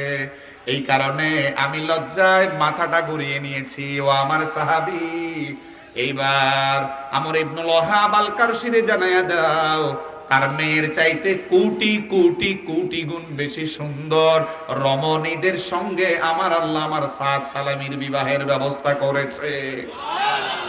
আরো জোরে বলেন না সুবহানাল্লাহ। তাহলে নবীর সুন্নাত মানলে এই জগৎ এবং ওই জগৎ, দুই জগতে লাভ আছে কিনা? আমি আবারও বোঝাতে চাই, নবীর ভালোবাসা ব্যতীত জান্নাতে যাওয়া যাবে না, যাবে না, যাবে না। কারণ আল্লাহ বলেছেন, কুল ইন কুনতুম তুহিব্বুনাল্লাহ ফাত্তাবিউনি ইউহিব্বুকুমুল্লাহ। একজন প্রধান শিক্ষক আছেন, নগদে উদাহরণ দিই। স্যারের কাছে যতগুলো দরখাস্ত যায় সবগুলো দরখাস্ত স্যারের পড়ার সময় নাই। স্যার দেখে সেই জায়গার মধ্যে ক্লাস টিচার অথবা হোস্টেল যিনি গাইড টিচার তার সই আছে কিনা।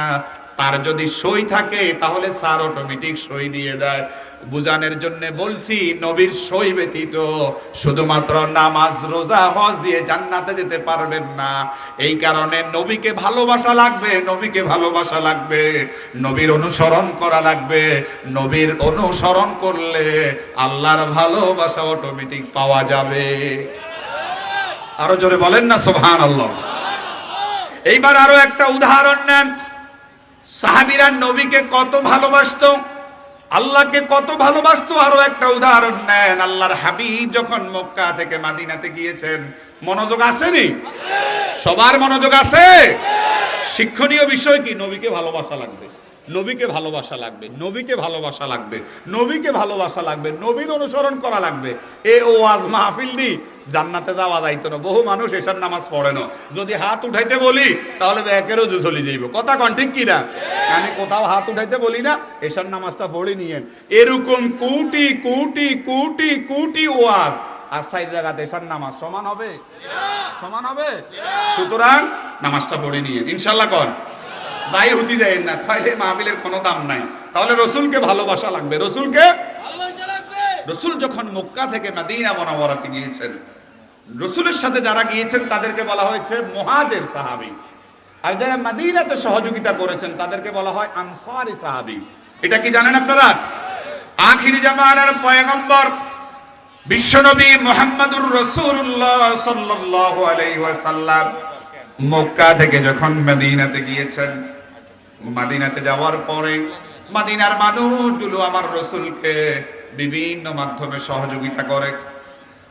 যেই ধরনের সহযোগিতা করতে সক্ষম সেই ধরনের সহযোগিতা করে। কিন্তু হযরতে আনাস রাদিয়াল্লাহু তাআলা আনহুর মা, আনাস রাদিয়াল্লাহু তাআলা আনহুর বাবাও নাই, বড় ভাইও নাই, অর্থনৈতিকভাবে অত সচ্ছল না। হযরতে আনাসের মা, তার মন খারাপ। বাড়ির মানুষগুলো ডানে বামে সামনে পিছনের মানুষগুলো আল্লাহর হাবিবকে সহযোগিতা করে, তিনি কোনো সহযোগিতা করতে পারেন না। এই কারণে তার মন খারাপ। মনোযোগ আসেনি? কথা বলেন কেন ভাই? কথা বলেন কেন? যারা নামাজ পড়ে নাই তারাই এখন কথাটা বলতেছে। আমি বুঝি তো, আবারও বুঝানোর জন্য বলছি। কোটি কোটি ওয়াজ, কোটি কোটি ওয়াজ, কোটি কোটি ওয়াজ আর 4 রাকাত এশার নামাজ কোনোদিনও সমান। আমাদের মাহফিলগুলো এখন কেমন জানি হয়ে গেছে, বক্তাও বাটপার, কমিটিও বাটপার। কথা কর। এই ক্ষেত্রে আমি 2 ক্যাটাগরিতে পড়ি, আমি বক্তাও, আবার আমার নিজেও একটা মাহফিল করি। তাহলে আমার মাহফিলের ডেট কবে? 19-20 ফেব্রুয়ারি। বলেন 19 যাইবেন নি সবাই? প্রথম দিন আফসারি সাহেব, উনাকে বিষয় দিছি ইসলামের যুবকদের অবদান। যাবেন তো ইনশাআল্লাহ? আর নামাজটা বাদ দিয়ে কেন এসব নামাজটা পড়িয়ে লাগেন, পড়বেন নি ভাই? নাহলে এত কষ্ট করে খাড়াই রেখেছেন তামসা চাওয়ানোর লাগে, কোনো লাভ হইতো না, ইকুয়াল টু 0। তাহলে হযরত আনাস রাদিয়াল্লাহু তাআলা আনহুর মা, আনাস হলো ছোট্ট, ঘুম আসে না, খাবারে মন বসে না, নবীকে কেমনে ভালোবাসা দেখেন। কোনো কিছুতেই তার ভালো লাগে না। কারণ বাড়ির মধ্যে সোহেল চেয়ারম্যানটা বড় লোক, হেরা নবীরে সহযোগিতা করে। এই জায়গার মধ্যে আমির সাহেব বড় লোক, তিনিও সহযোগিতা করেন। কিন্তু হযরতে আনাসের মা কোনোভাবে সহযোগিতা করতে পারে না, মন খারাপ, খাবারে মন বসে না, ঘুম আসে না। কিরে, রসুল মাদিনা মুনাওয়ারাতে আসছে, সবাই সহযোগিতা করে, আমি কিছু করতে পারি না, কিন্তু রসুলকে যে আমি সহযোগিতা করব না, এটা কখনো হতে পারে না। বলেন আল্লাহু আকবার। ছোট্ট যে আনাস, 8 অথবা 10 বছর বয়স, 8 অথবা 10 বছর বয়স, ছোট্ট আনাস, তারে নিয়ে রাসূলুল্লাহর দরবারে চলে গেছে। আল্লাহু আকবার বলেন।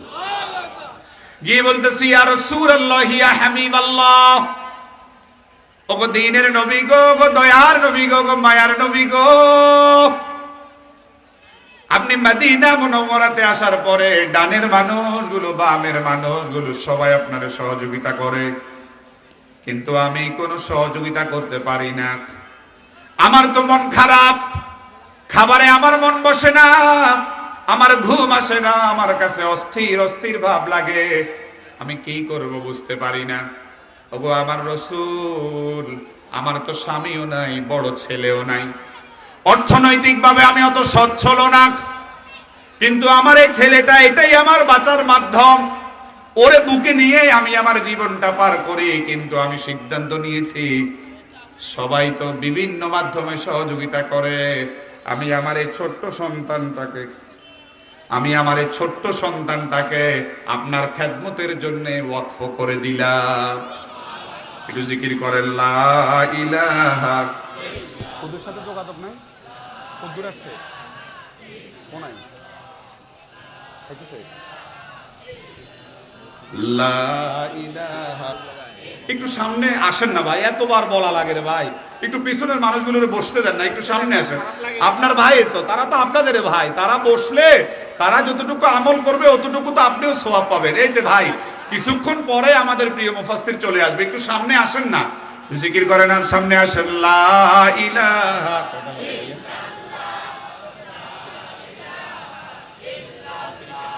লা ইলাহা, লা ইলাহা,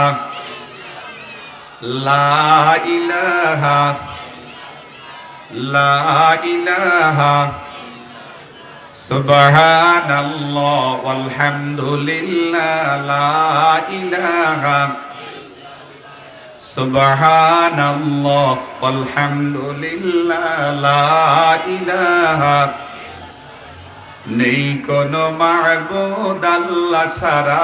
আসেনি ভাই? নেই কোনো মাবুদ আল্লাহ ছাড়া, নেই কোনো মাশুক আল্লাহ ছাড়া, নেই কোনো মাবুদ আল্লাহ ছাড়া, নেই কোনো মাশুক আল্লাহ ছাড়া। আরশ কুরসি লৌহ কলম, আরশ কুরসি লৌহ কলম, সবই যে তার পাগল পারা। সুবহানাল্লাহ আলহামদুলিল্লাহ, লা ইলাহা, লা ইলাহা ইল্লাল্লাহ মুহাম্মাদুর রাসূলুল্লাহ সাল্লাল্লাহু আলাইহি ওয়াসাল্লাম। হযরতে আনাসের মা বলে, ইয়া রাসূলুল্লাহ, ইয়া হাবিবাল্লাহ, আমার তো স্বামীও নাই, আমার বড় ছেলেও নাই, অর্থনৈতিকভাবে আমি অত সচ্ছল না, কিন্তু তারপরেও আমি যে আপনার কোনো খেদমত করব না, এটা হতে পারে না। আমি সিদ্ধান্ত নিয়েছি, আমার এই ছোট্ট আনাস, আমার ভালোবাসার আনাস, তারে আপনার খেদমতের জন্য আমি ওয়াকফ করে দিলাম। আরো জোরে বলেন না সুবহানাল্লাহ। এই ছোট্ট আনাস আল্লাহর হাবিবের প্রায় 10 বছর খেদমত করেছেন। আল্লাহু আকবার বলেন। খেদমতের পরে হযরতে আনাস বলে, ও রাসূলুল্লাহর সাহাবীরা শুনো, এই 10 বছরের জিন্দেগিতে আমি নবীজির যতটুকু না খেদমত করেছি, তার চাইতে বেশি খেদমত রাসূল আমার করেছে। আরো জোরে বলেন না সুবহানাল্লাহ। তাহলে নবীকে ভালোবাসা লাগবে। নবীকে ভালোবাসতে রাজি আছেন? এখন নবীকে ভালোবাসলেন, নামাজ পড়লেন না, হইল? নবীকে ভালোবাসলেন, নামাজ পড়লেন না, হইল? ইয়া আইয়ুহাল ইনসান, একটু মনোযোগ দেন 5 মিনিট।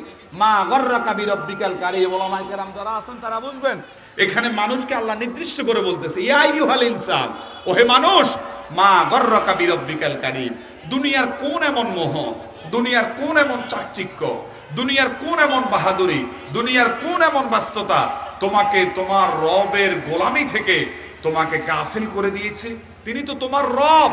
তুমি যখন তোমার মায়ের পেটে ছিলা, তোমার এই দায়িত্ব পালন করেছে কে?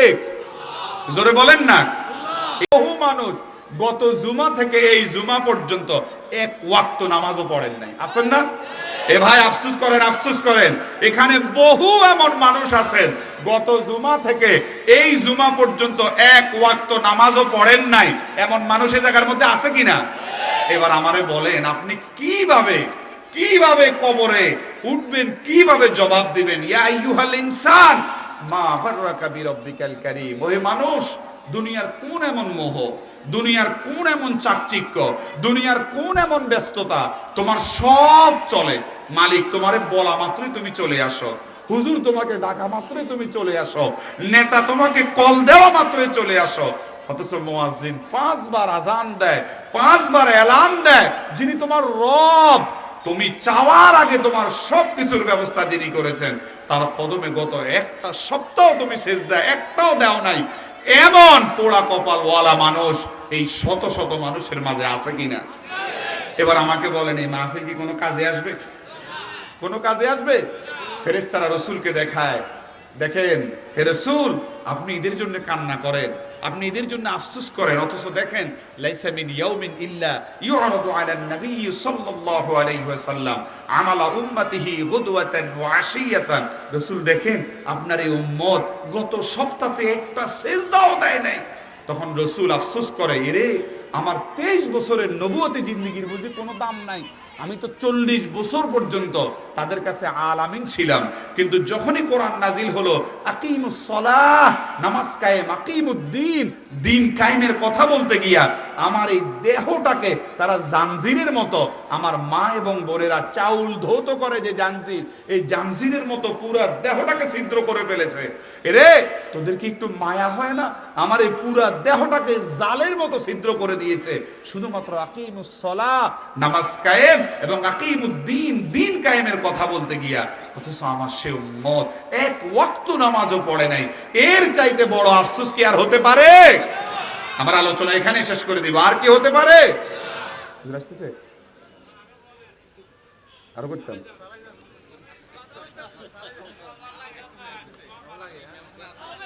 এসব নামাজ তো হড়েন না। মনোযোগ আছে নি? সবার মনোযোগ আছে? নবী আমার আফসোস করে, লাইসা মিন ইয়াউমিন ইল্লা ইউরাদু আলান নবী সাল্লাল্লাহু আলাইহি ওয়াসাল্লাম আমালা উম্মতিহি গুদওয়াতান ওয়া আশিয়াতান। এরে আমার 23 বছরের নবুয়তি জিন্দেগি এত কষ্ট আমি করেছি। এই যে আমি মক্কা থেকে মদিনাতে চলে গেলাম, যাওয়ার তো কোনো দরকার ছিল না, শুধুমাত্র দিন কায়েমের কথা বলতে গিয়া, নামাজ কায়েমের কথা, নামাজ নামাজ নামাজ, এই কথাগুলো বলতে গিয়া আমি আমার আত্মীয়দের কাছে শত্রুতে রূপান্তরিত হয়েছি। তাদের যন্ত্রণা থেকে বাঁচার জন্য আমাকে মক্কা থেকে মদিনাতে চলে যাওয়া লাগছে। আমার জীবনের 2টা সফর হলো কষ্টের সফর। এর মধ্যে একটা হলো হিজরতের সফর। মক্কা থেকে আমি যে মদিনাতে চলে গেলাম, এটাও তো এই নামাজ কায়েমের আন্দোলন এবং দিন কায়েমের আন্দোলনের কারণে। ও আমার উম্মত, তুমি পুরাটা সপ্তাহ চলে গেল, একটা সেজদা দিলে না। তুমি তো এখনো বুঝো না, এইখানে আপনারা যারা বিদেশ করেছেন, এইখানে আপনাদের সন্তানরা যারা বিদেশে গিয়েছে, তারা বুঝে হিজরতটা কত কষ্টের। আমরা যারা নিয়মিত বাড়িতে থাকি, তারা শুধুমাত্র 1-2 দিনের জন্য যদি ঢাকাতেও যাই, সন্তানদের জন্য আমাদের কলিজা ফেটে যায়। যায়নি ভাই? কথা বলেন, যায় কিনা? এই হিজরতটা বড় হৃদয় বিদারক, বড় কষ্টের। ও উম্মত, আমার জিন্দেগির 2টা সফর হলো কষ্টের সফর। এর মধ্যে একটা হলো মক্কা থেকে মদিনাতে যাওয়ার সফর। আমার কোনো যাওয়ার দরকার ছিল না, শুধুমাত্র দিন কায়েমের কথা, নামাজ কায়েমের কথা বলতে গিয়া তারা আমার উপর এমন জুলুম করেছে, আল্লাহর আদেশে আমাকে মক্কা থেকে মদিনাতে চলে যাওয়া লাগছে। শুধু তাই নয়, আমার আরো একটা সফর, এটা হলো কষ্টের সফর, সেটাও তায়েফের সফর। সেই জায়গার মধ্যেও আমি এত মায়ের খাওয়ার কারণ তো এইগুলাই, নামাজ নামাজ কায়েমের কথা, নামাজ কায়েমের কথা। ও উম্মত, তোমার কাছে এখন ওয়াজ ভালো লাগে কিন্তু আমল ভালো লাগে না। ওই তায়েফের ময়দানে আমার উপর এত আক্রমণ হয়েছে, প্রায় 3 বার পর্যন্ত আমার রাসূল বেহুশ হয়ে পড়ে গিয়েছেন। সেই সময় আল্লাহর হাবিবের সঙ্গে যিনি ছিলেন তার নাম হলো যায়েদ বিন হারেসা। হযরত যায়েদ বিন হারেসা নিজের দেহটাকে সামনে দিয়ে বলল, ও তায়েফের মানুষেরা, আমার নবীরে আর মাইরো না, আমার নবীরে আর মাইরো না, আমার নবীর আর সহ্য হয় না, যত প্রয়োজন তোমরা আমারে মারো। ও উম্মত, এই মাইর খাওয়ার কারণ তো হলো নামাজ কায়েমের আন্দোলন, অথচ তুমি নামাজ পড়ো না। দুনিয়ার সব কাজ তোমার চলে, দুনিয়ার সব কাজ তোমার পক্ষে সম্ভব, শুধুমাত্র প্রতিটা ওয়াক্তে 20 থেকে 25 মিনিট তুমি নামাজ পড়বা, এটা তোমার পক্ষে সম্ভব হয় না। অথচ আমি তায়েফের ময়দানে রক্তাক্ত হয়ে গিয়েছি। ফেরেশতা এসে আমাকে বলেছে, ইয়া রাসূলুল্লাহ, ইয়া হাবিবাল্লাহ, ও দ্বীনের নবী গো, ও দয়ার নবী গো, মায়ার নবী গো, আপনি আমাকে অনুমতি দেন, তায়েফের মানুষগুলোকে আমরা উল্টিয়ে দিই, শেষ করে দিই। রাসূল আমার বলেছে, ও জিবরিল, তুমি যদি তায়েফের মানুষগুলোর প্রতিশোধ নাও, তাহলে আমি দ্বীনের দাওয়াত কার কাছে দিব? আল্লাহু আকবার। তায়েফের কথা ভেবে কাঁদে শুধু নয়ন, এমন দরদি পেতে কাঁদে মন অনুক্ষণ। কত ব্যথা কত জ্বালা সয়েছ যে তুমি, তোমারই খুনে লাল তায়েফের ভূমি। ফেরেশতা এসে চায় শাস্তির হুকুম, লৌহ মাখা মুহাম্মদ প্রাণেতে হাজরা। হে আল্লাহ দয়া করো এ তায়েফবাসী, ওরা চিনেনি তো আমি যে মুহাম্মদ, হৃদয়ে মুহাম্মদ জোরে লা ইলাহা, লা ইলাহা, লা ইলাহা, লা ইলাহা, লা ইলাহা, লা ইলাহা। আল্লাহ আল্লাহ বলো বন্দে, আল্লাহ আল্লাহ বলো, জিকিরে আল্লাহ করতে हुए रहे जन्नत चलो जोरे ला इलाहा, ला इलाहा, ला इलाहा, ला इलाहा, ला इलाहा, ला इलाहा, লা ইলাহা ইল্লাল্লাহ মুহাম্মাদুর রাসূলুল্লাহ সাল্লাল্লাহু আলাইহি ওয়াসাল্লাম। ও আমার বন্ধুরা, ও আমার ভাইয়ারা, নামাজ ব্যতীত পার পাওয়ার কোনো সুযোগ নেই, কারণ হাসরের ময়দানে সর্বপ্রথম নামাজের হিসাব হবে। নামাজের হিসাবে যদি আপনি পাস করেন, তাহলে পরবর্তী খাতাটা আপনার দেখা হবে। কিন্তু আপনি যদি নামাজের হিসাবে ফেল করেন, আর এরকম যদি প্রতিটা দিন ও মাহফিল শুনতে যান, কোনো লাভ, কোনো লাভ, তাহলে নামাজ পড়ার দরকার আসেনি, আছে কিনা? এবার শুনেন, লাভের মধ্যে একটা লাভের কথা বলি। নবী মুসা আলাইহিস সালাতু ওয়াস সালামের উপর নাযিলকৃত কিতাবের নাম তাওরাত। কি নাম? আরো জোরে বলেন না, কি নাম? হযরত মুসা আলাইহিস সালাতু ওয়াস সালামের উপর নাযিলকৃত কিতাবের নাম হলো তাওরাত। আল্লাহর হাবিব মুসা আলাইহিস সালাতু ওয়াস সালাম আল্লাহর দরবারে ফরিয়াদ করে, ইয়া রব্বি, হে আমার রব, ইন্নী আজিদু ফিল আলওয়াহি উম্মাতান কাফফারাতু খতায়াহুম আস-সালাওয়াতুল খামস ফাজআলহুম উম্মতি। ওগো আল্লাহ, আমার উপর এমন একটা কিতাব আপনি নাজিল করেছেন, যেই কিতাব তেলাওয়াত করতে গিয়া আমি এমন একটা নবীর উম্মতের সন্ধান পাই যারা 5 ওয়াক্ত নামাজ পড়বে, আর আপনি আল্লাহ তাদের জীবনের গুনাহগুলো মাফ করে দিবেন, কাফারাতু মাফ করে দিবেন, খতায়াহুম তাদের ভুলগুলো। as-সালাওয়াত সালাতের বহুবচন হলো সালাওয়াত, খামসুন মানে 5। ওগো আল্লাহ, আমার উপর এমন কিতাব আপনি নাজিল করেছেন যে কিতাব তেলাওয়াত করতে গিয়া আমি এমন একটা নবীর উম্মতের সন্ধান পাই যারা 5 ওয়াক্ত নামাজ পড়বে, আর আপনি তাদের জীবনের গুনাহগুলো মাফ করে দিবেন। ফাজআলহুম উম্মতি, ওগো আল্লাহ এই উম্মতটা আমার উম্মত বানায়া দেন। আল্লাহু আকবার বলেন। শেষ নবীর উম্মতের কত দাম, কত দাম! 5 ওয়াক্ত নামাজ পড়বে আর আল্লাহ তাআলা তার জীবনের গুনাহগুলো মাফ করে দিবে। মুসা আলাইহিস সালাম বলতেছে, আল্লাহ এই উম্মতগুলো কি আমারে দেওয়া যায় না? সুবহানাল্লাহ কন না। আমনে করে নিতে চাইছে, আর আপনারা এগুলো 70% ঈশার নামাজ পড়েন না। কথা কন ঠিক কি না? বাস্তব কি না? আপনি আমি এত দামি। মুসা নবী বলতেছে, শিল্পীরা নিয়ে আসেন না, শিল্পীদেরকে নিয়ে আসেন না ভাই। মনোযোগ আছে নি? কারণ আমার একটা রেঞ্জ থাকে, রেঞ্জ অতিক্রম হয়ে গেলে এখন আরেকটা বিষয় ধরলে ওইটাও কইতে পারতাম না, তখন তো হইলো না। তাহলে ফাজআলহুম উম্মতি, এই উম্মতটা আমারে দিয়ে দেন, কারণ ওরা 5 ওয়াক্ত নামাজ পড়বে, আপনারা ওদেরকে মাফ করে দিবেন। সুবহানাল্লাহ কন না। মুফাসসিরিন কেরাম বলছে, স্রোতের মধ্যে, নহরের মধ্যে যদি কোনো মানুষ 5 বার গোসল করে, তার শরীরে কি কোনো ময়লা থাকতে পারে? ঠিক তেমনি ভাবে আপনি আমি নবীর উম্মত যদি 5 ওয়াক্ত নামাজ পড়ি, আপনার আমার জীবনেও কোনো গুনাহ থাকতে পারে? তাহলে নামাজ কি পড়বেন? ইনশাআল্লাহ বলেন। নবীকে ভালোবাসবেন? এবারের মাহফিল আপনাদের সবার মনে হয় সবাই এবার খুশি, যেহেতু আমি 7 বারের মধ্যে 4 বারে আসছি। আফসারি হুজুরে আমি দাওয়াত করে দিছি, আমার একটু বেশি করে দোয়া করিয়েন, আর দোয়া না করলে আমার মাহফিলে যাইবেন, যাইবেন ইনশাআল্লাহ। একটু সবাই একটু সহযোগিতা করিয়েন, সোহেল ভাই সহকারে সবাইকে আন্তরিক মোবারকবাদ জানাচ্ছি।